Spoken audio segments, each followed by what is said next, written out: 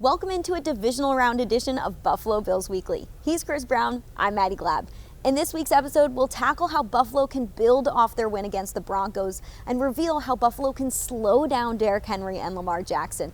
And Baltimore Ravens fan and Baseball Hall of Famer Cal Ripken Jr. joins the show. A big deal for baseball fans. Yeah, we're pulling out the Iron Man for the playoffs here. Buffalo had a game to remember against the Broncos in the divisional round. Quarterback Josh Allen was wheeling and dealing, 77% completion percentage, 31 points. The offensive line played like a brick wall against one of the best defensive fronts in football. And Buffalo's defense pitched a shutout for 3 straight quarters. The vibes are high in Buffalo, and there's some things that they can build off of going into this divisional round game against the Ravens. What do you want to see Buffalo take into Sunday's game? Yeah, I think the goal is to continue to run the ball effectively. They were able to do it against the third-ranked run defense in Denver. Now they're going to have to do it against the top-ranked run defense in Baltimore. But I think it's important to maintain that offensive balance. When the Bills run the ball 50% or more in games in which Josh Allen starts, they're 34-0.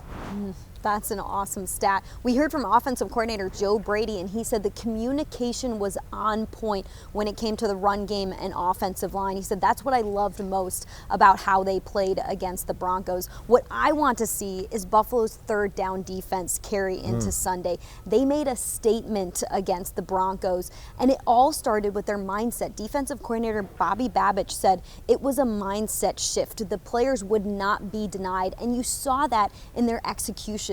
They just allowed a 22% conversion rate on third down compared to allowing more than 40% conversion rate heading into that game. Against the Ravens, you have to show up as a team who's going to get off the field on third down because they're one of the best at converting on third down, doing it more than 40% of the time. Yeah, and I think the key here is get to third and long because you give yourself obviously a much better chance to put Baltimore's offense right where you want them and get off the field if you can put them in those third and long situations, obvious passing downs, and then Buffalo's pass rush can go eat, and hopefully you get off the field much the way you did last week. When we return, the best press conference clips from the week are coming up, as well as how Buffalo's defense can slow down Lamar Jackson and Derrick Henry. When we return, Maddy Glab interviews Baseball Hall of Famer Cal Ripken Jr. in this week's episode of You Heard, and then later catch the press conference highlights in Soundbite Roundup.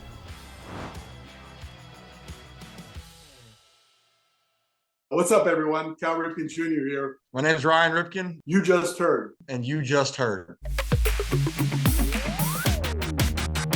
Welcome into this week's episode of You Heard, where athletes, celebrities, and influencers tell us all about why they love the NFL. In today's episode, we've got 2 exciting guests joining us. Hall of Famer Cal Ripken Jr. and former first baseman of the Baltimore Orioles organization, Ryan Ripken. Guys, thanks so much for being on with us. It's our pleasure. I guess I'll go first since I'm the dad. But great football fans. Excited for the game coming up. Love to talk a little football. Maybe mix in a little baseball too if you want. I love it. Let's talk some football and then let's talk some baseball. Speaking of football, there is a huge matchup on deck for the Baltimore Ravens and the Buffalo Bills. That's why we have both of you on with us, is because of your ties to Baltimore. So Cal, I'll go with you first here. Baltimore was without an NFL team for most of your time with the Orioles. When did you start paying attention to the new team in town? Right from the beginning, but I'll go back a little further. I'm old enough to grow up when the Colts were in town, before the Colts packed up and went to Indianapolis. So the Baltimore Colts, I was a Colts fan and missed football terribly. And then once we had a chance to get the team back, Cleveland moved into Baltimore. I was in from the very beginning. Steve Bisciotti, the owner of the Ravens, a good friend of mine. And so I've been a skybox holder for, I guess, all these years. And we couldn't have more fun coming to the game. And especially when the matchups are like they are this week. When you get Buffalo and being as great as they are, we think our Ravens are really great. That makes it that much better because you find out truly who can perform in the clutch, who plays, when the pressure's on. And just like playoff baseball or when you play in the World Series, it's that kind of atmosphere for us, the fans. Ryan, when you think about those two quarterbacks, what makes this matchup on Sunday elite? Well, oh goodness. I mean, you could say both teams first and foremost, it starts like, the culture and the organization. And yes, there's individuals, obviously, but it's a team sport at the end of the day. So first off, I think both teams, Sean McDermott, you mentioned, John Harbaugh in Baltimore, the culture's set. And so these teams are finding ways to win. The second thing, then, it's the quarterbacks. I mean, Josh Allen and Lamar, and people can talk about the MVP race, and that's been talked about, I feel like, for months. And I sometimes want to sit back and be like, can we just take a moment to realize that we are watching two of the best having historic seasons? I mean, Josh, like you said, in the moments where you think he can't do anything or everything's kind of locked up, he's Superman. And Dad, we're big guys. We're what? I'm a little taller, by the way, just to throw that out there. But Josh is what? 6'5". And I'm looking at him and I'm seeing him run. And I go, if that guy decides to move, how do you bring him down? And then he has a cannon for an arm. He seems to make any play on the field. And that to you can just be so demoralizing, but that's what Lamar Jackson can do. So not only do you have two great teams, but you have these two quarterbacks that, I'll just say it, I think that it is by far the most exciting matchup. I'm going to be very stressed. Maddy, I'm going to be honest. I think I'm going to be very stressed watching this game, but it should be one heck of a game. When I think about it, is on paper you look at them, and then they proved it all the way through the season that they're the best teams, right? And so you're looking for that matchup, just like the playoffs in baseball. You start to get in there. It's who plays the best, who executes the best. So I'm curious about the adjustments that happen, the game within the game that happens, and the momentum shifts because. Baseball has some momentum, but football, I think, has a lot of momentum. So who scores first? Who makes a key defensive play? I think we as fans of Ravens and the Buffalo Bills, we worry about our quarterbacks in many ways because they take off. Josh Allen is a big, strong guy, so he runs over people, and maybe you feel a little bit better that he's more invincible. We feel like we have a guy that wants to avoid the contact, but he's strong as well. But we worry about our quarterbacks, and it's interesting to see how they can take the game over in certain ways. So I'll be watching for the game within the game, the adjustments, the run pass option with us and Henry. Do they establish Lamar or do they establish Henry first? I mean, you have two options, and how's the passing game down the field? And the Ravens defense has really come on since they moved Hamilton back to a safety position. So. I'm looking for the game within the game, but I agree with Ryan. It's a coin toss at best. It's going to be, and I think when you get yourself in the fourth quarter and you got that pressure on you and it's a close game, I think that's why we all love to watch. We'll be right back on You Heard. Stay tuned. Baseball is such a mental game, and that's why people go through slumps. That's why people have incredible streaks.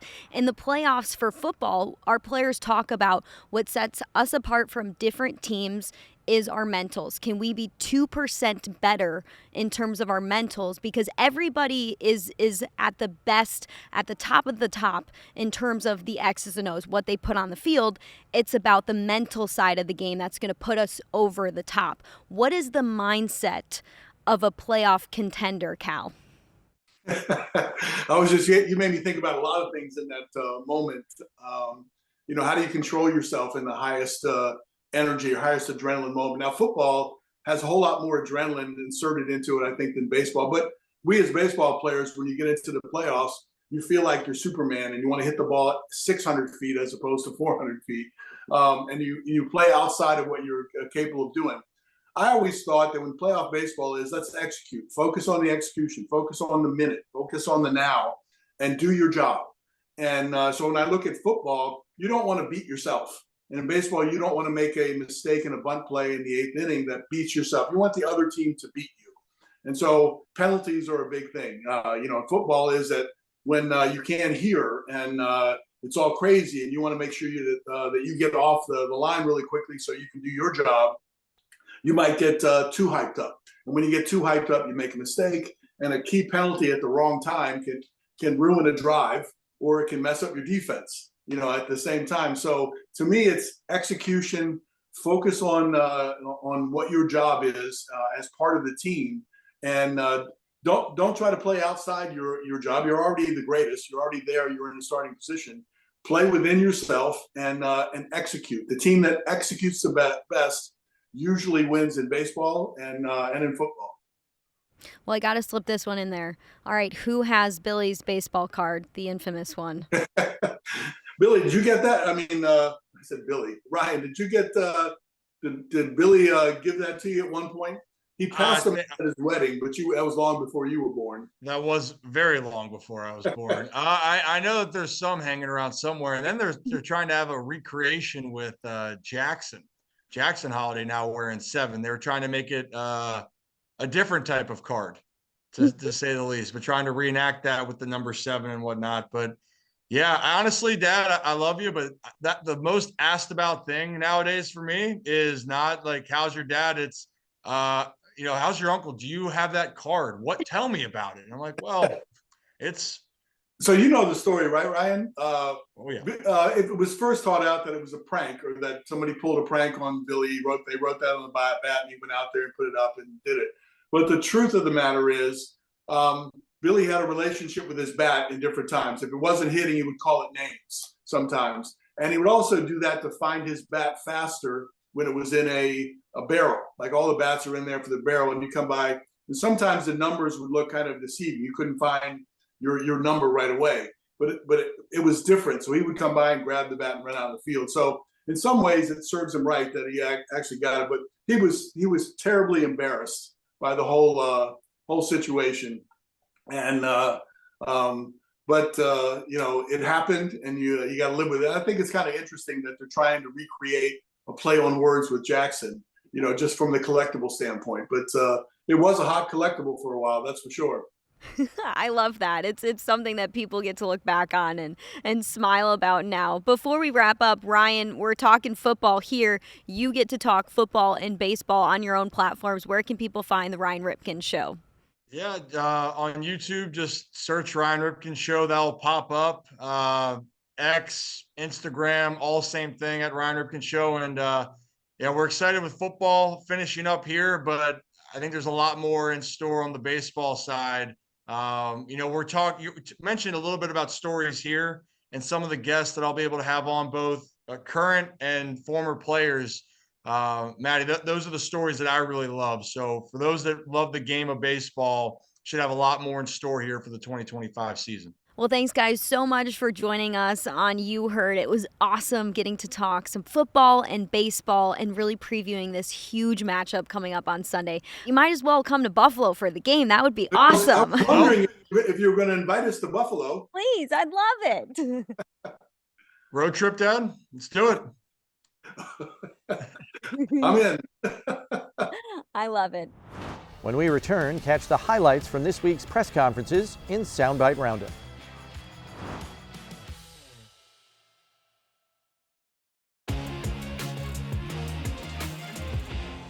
I mean, they do a lot well offensively, very talented team across the board, offense, defense, and special teams, and highly decorated team at that. They out-scheme people. I think Coach Monken is one of the best out there, and what they do in their offense and the run game in particular, and then you've got to be able to tackle Derrick Henry. So they do a really good job. They got a really good team too. That they're playing this week for a reason. Their defense the last really 8 to 10 weeks has been superb. Their offense is fantastic as well. They got a lot of studs over there, led by Lamar obviously, and it's a tough team to play regardless. I think we got scarred there in the middle of the season a little bit. Had some areas that we needed to improve on, and I feel like we've done a good job of getting that fixed and getting it addressed. Overall, just the execution of what we want to get done, the details of the defense. I feel like we've gotten better and taken steps, and this is when you want to start playing your best ball. So I feel like as long as we can continue to get better, we'll be on the right track. Yeah, I mean, I think in the history of football, I've never really played against another quarterback. I've played against their defense, and just taking it one day at a time, trying to have a good week of practice, and then controlling what I can control. yeah, we know who we're playing and what time we play, Sunday. But I think we do a really good job at, today was a Thursday practice, and let's make sure that we focus in on the details today and on what we're trying to do today to place today. Tomorrow is a Friday practice. We're going to focus on Friday and what Friday is and what it means to us. I think we do a really good job at just focusing on what we're doing right here, right now. That's why you play the game. That's what makes football great. You get one game to go out there and improve it. It's not 4 best out of 7. It's one game, 6:30 here in Buffalo, and 60 minutes to go out there and improve it. And I'm sure they like their chances and we like ours. And it'll be fun to go out there and play in a divisional game. I'm 35 years old and I still get up for games like this. My heart rate still gets up and I get excited for games like this, and it's an honor and a privilege to be back in the playoffs and the division round. Our goal is to get to the fourth quarter and have Mr. Brightside be playing, and I know the fans love that, but that gives us such a little shot of energy that we're going to need going into this game.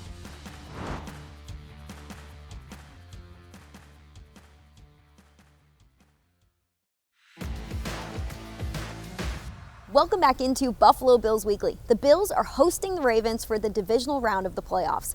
It's the matchup of all matchups. NFL fans are googly-eyed over Bills quarterback Josh Allen and Ravens quarterback Lamar Jackson facing off. It's 2 MVP favorites with at least 40 touchdowns this season, and it's the second time they'll be facing off against each other in the postseason. The two saw each other in the divisional round of the playoffs during the 2020 season, and my oh my how these two have matured since that game. They combined for just 1 touchdown in that game. Now Allen looks like a quarterback who is efficient and clean with his decision making, just 6 interceptions out of him this season. And Lamar Jackson is somebody you can rely on as a passer. He's averaging 8.8 yards per pass attempt this season, the best in the league. Yeah, and I think that is the difference with these two quarterbacks. They've matured. They're veteran players in this league now. Josh has eliminated the ill-advised plays from his game, to your point about the low turnover number. And Lamar, the knock on his game is being unable to throw consistently outside the numbers to the perimeter of the field. He's gotten better in that area. I don't know if I would call it his number one strength, but he's definitely improved, in part because the team has worked to get him better talent around him at the skill positions. Buffalo and Baltimore are facing off for the second time this season. They saw each other in week 4. Buffalo lost 35-10. It was an uncharacteristic performance out of the team, but they were without several defensive starters. Linebackers Terrell Bernard, Matt Milano, and defensive back Taron Johnson. This time around, Buffalo is back to full strength, meaning they have the numbers to match up. But matching up might really mean switching coverages around because the Ravens are a different type of animal. You have to account for a quarterback who can run the ball, and they have one of the best running backs in the NFL. Lamar Jackson led the league, averaging 6.6 yards per attempt on the ground, and Derrick Henry was third best, 5.9. You gotta bow up to stop these guys. What is the recipe to slowing this rushing attack? It's penetration, because when Derrick Henry gets handed the football, if you let him get ahead of steam, he is a load to bring down. And we saw it in that week 4 game. You have to be gap sound, and they were not gap sound at the beginning of the game. Henry's through a hole, and it's 87 yards to the house. So you have to get penetration to force him to reroute his angle of entry to the hole. If you can get him going east-west, or even stop his feet and change direction, he's much easier to get on the ground in that regard. There is something, though, that the Ravens are doing that's new in their run game.